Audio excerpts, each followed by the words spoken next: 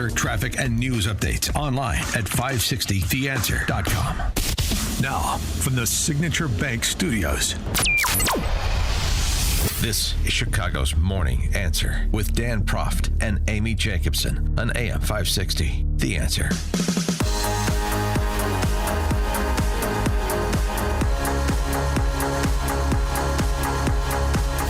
Top of the morning, Dan and Amy.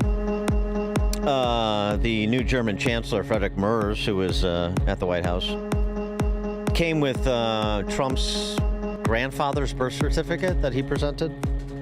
It's interesting. He is among those in the West that seem to be wavering, at minimum, when it comes to supporting Israel in their ongoing war against Hamas and various other Iranian terrorist proxies, saying the other week, what the Israeli army is doing now in the Gaza Strip, I must honestly say I no longer understand what the goal is, arguing that the suffering inflicted on civilians is so severe that it, quote, can no longer be justified as a fight against Hamas terrorism. It's interesting, particularly against the attacks on Jewish people in this country. First, the two Israeli embassy young people that were murdered, and then, of course, the Boulder, Colorado attack we talked quite a bit about. Ugh. Sickening. And yet, and not to mention the Trump administration's posture against anti-Semitism, Caroline Leavitt sending the message from the White House to Jewish Americans, we have your back. But a lot of others don't. Former State Department spokesman Matt Miller was on Sky News, former State Department spokesman under Biden, I should hasten to add. And he's saying out loud now what apparently he thought when he was a State Department spokesman but couldn't say. Do you think what's going on in Gaza now is a genocide? I don't think it's a genocide, but I think I think it is without a doubt true that Israel has committed war crimes. You wouldn't have said that at the podium. Yeah, look, because when you're at the podium, you're not expressing your personal opinion. You're expressing the conclusions of the United States government. The United States government had not concluded that they've committed war crimes, still have not concluded that. But your personal view is they have. And they were while you were there. But let me qualify that. There are two ways to think about the commission of war crimes. One is if the state has pursued a policy to deliberately committing war crimes or is acting reckless in a way that aids and abets war crimes. And that, I think, is an open question. I think what is almost certainly not an open question is that there have been individual incidents that have been war crimes where members of the Israeli military have committed war crimes. Mm-hmm. And one of the arguments that's made is that their Netanyahu regime is not offering enough press access for the Western media to assess what has not happened in Gaza. Piers Morgan has been trying to middle the issue for a while, and he continues, but he had this to say in advance of conversation with a Palestinian official. My view is that Israel had every right to start this war after the events of October the 7th.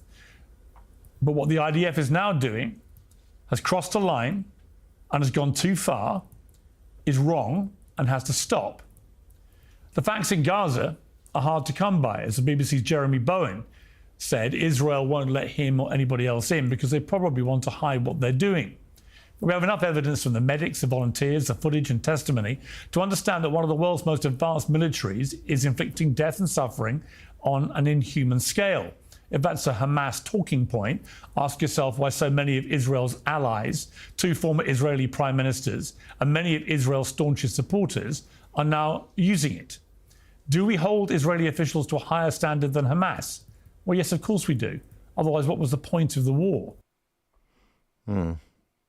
For more on this topic, as well as a discussion of his new movie based off his bestseller, The American Miracle, that's the name of the book and the movie, Michael Medved joins us, host of The Michael Medved Show, author of God's Hand on America, Divine Providence in the Modern Era.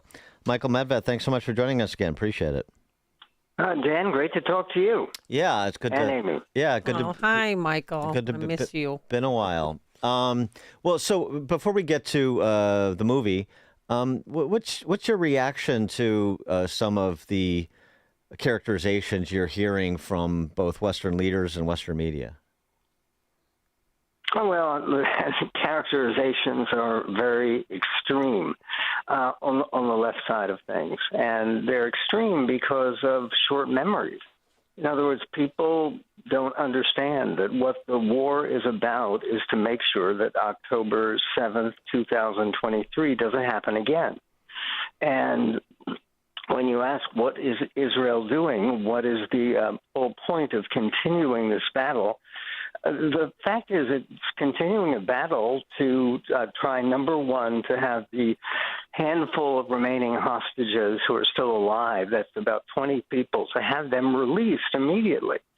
And then to figure out how you make absolutely sure that Hamas does not continue to have the power or the ability to launch other murderous surprise attacks that have had a devastating impact on Israel. There are some 60,000 people in the northern parts of Israel who have been forced to leave their homes because of the danger of rockets and missiles and various attacks being made by proxies of Iran. So the idea that Israel, quote, started the war, I heard that language in some of the clips that you were playing. Israel did not start the war. Israel responded with its own self-defense. And that is the most fundamental right of any nation's foreign policy, is to defend its own citizens. And the suggestion that, okay, well, they certainly had the right to respond, but now they've taken it too far. There are allegations of war crimes that, and various levels of allegation associated with that, and they won't let Western media in to ascertain the truth. So I guess they're sort of just going with the supposition that war crimes have been committed. What about those concerns?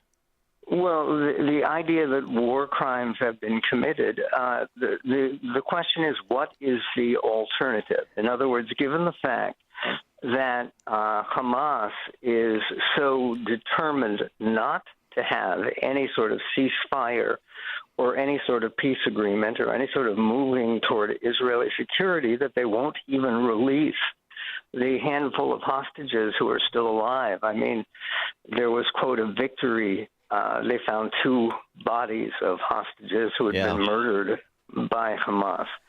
And look, this is a personal matter to me. I don't claim to be, quote, objective on this, because my brother has lived in Israel for 40 years. He has sons-in-law and sons who have been called up, and a daughter who have been called up during this recent conflict, and putting their lives at risk to try to defend the security and livability of the Israeli state.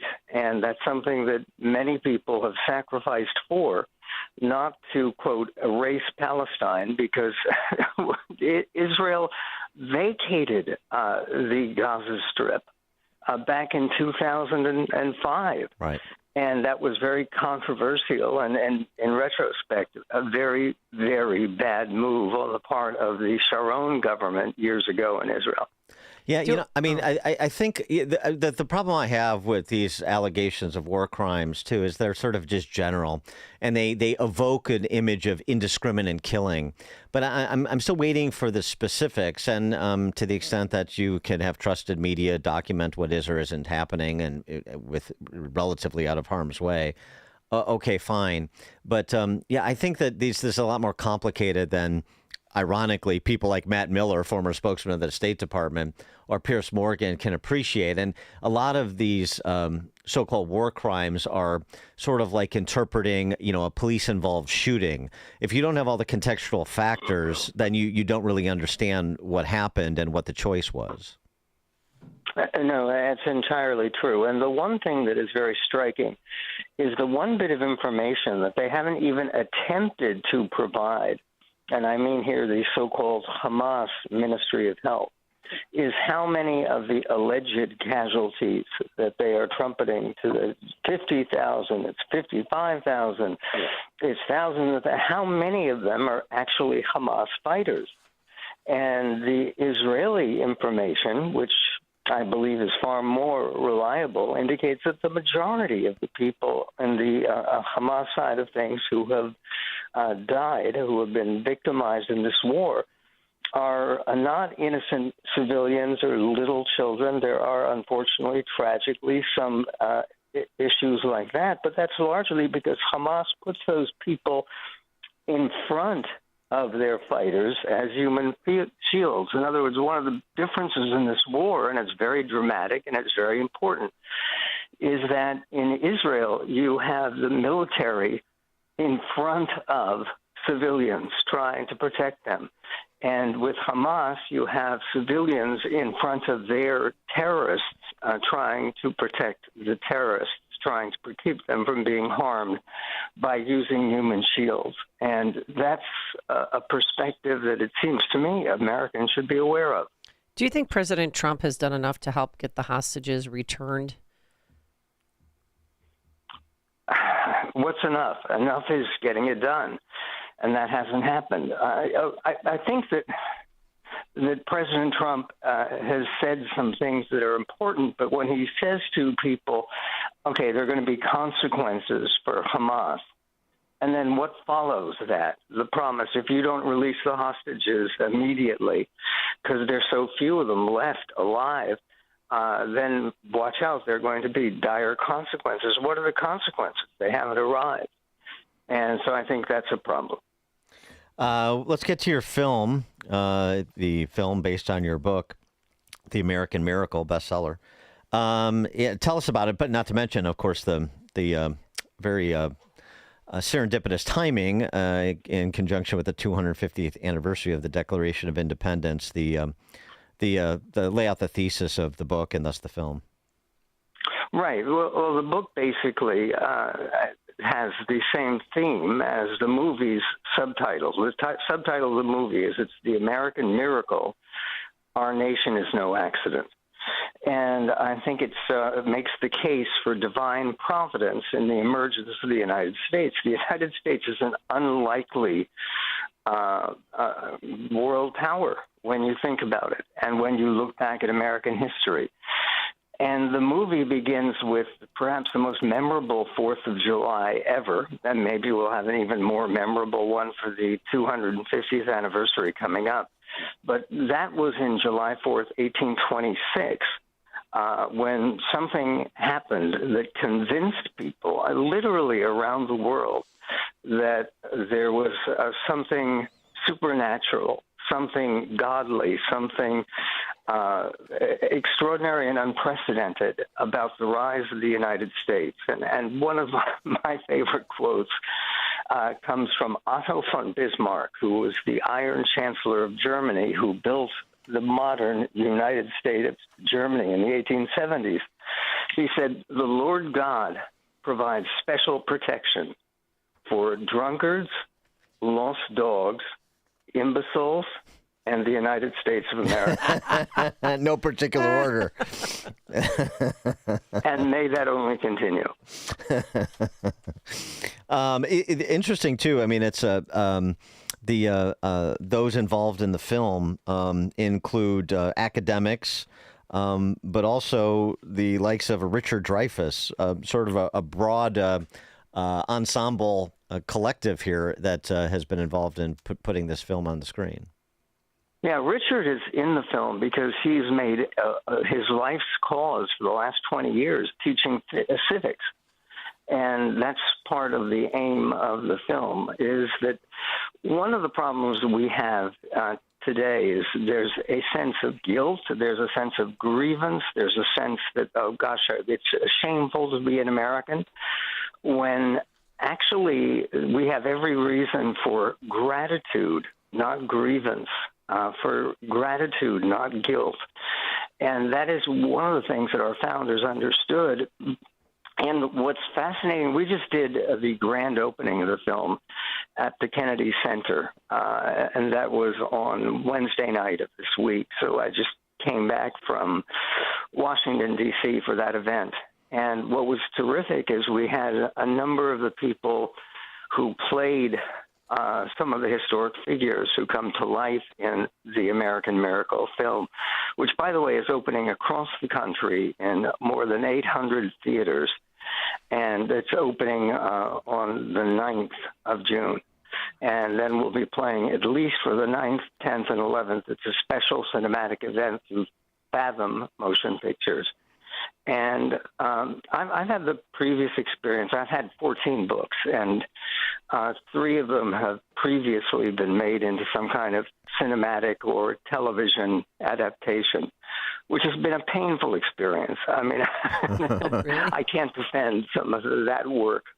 But this film is so wonderful, and the reaction of people to see it, as was true in the Kennedy Center 2 days ago, the reaction of people is so emotional, so often tearful, because I do think that this is something that Americans, regardless of your political orientation, ought to be able to share, which is gratitude for the fact that providence, destiny, good luck brought us to this point in our country and brought us here. I thank God every day, literally, for the fact that my father's family got out of Ukraine, or that my mother's family got out of Germany, which is also true. It's a golden ticket to have been born in the United States. Yeah, no, that word gratitude, that is in short supply. Just since you mentioned it, the making of this movie. So, was this something that you were the impetus for, or is this filmmakers that came to you? So, how did this come about, and your role in bringing this to the screen? Well, I have in the past we did a show for PBS, and a special show that showed 500 times on PBS, believe it or not, called Hollywood versus Religion. And the primary sponsor of that film, which is a Thank Heaven Foundation, which is related to the 7-Eleven stores all across the world, had helped to support that. And I was called out of the blue when my book came out by one of the people who had been involved in that film, Hollywood versus Religion, and he said, we need to do a film about American Miracle, based on your best-selling book, American Miracle.